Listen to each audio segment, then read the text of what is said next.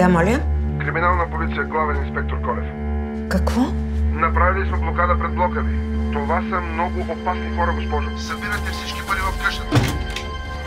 Хвърляйте парите, ще ги изпуснем, госпожо. Хвърляйте и залягайте, може да стане пресръвно. Ало?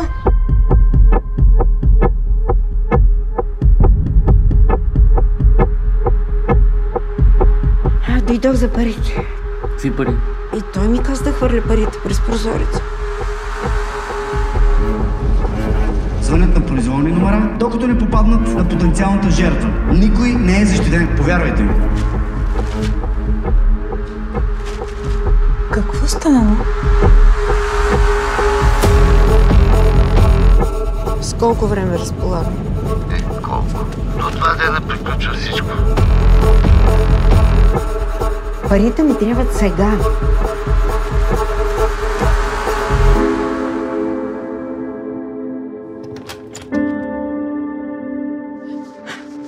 Цял живот съм живяла според правилата. И какъв е смисъл? Ало?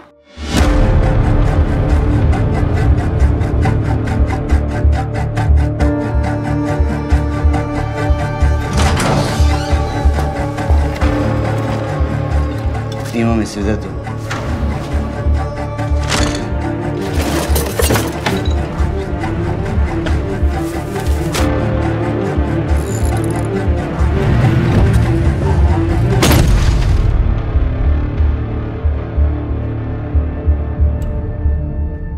Ако беше жив, това никога нямаше да се случи.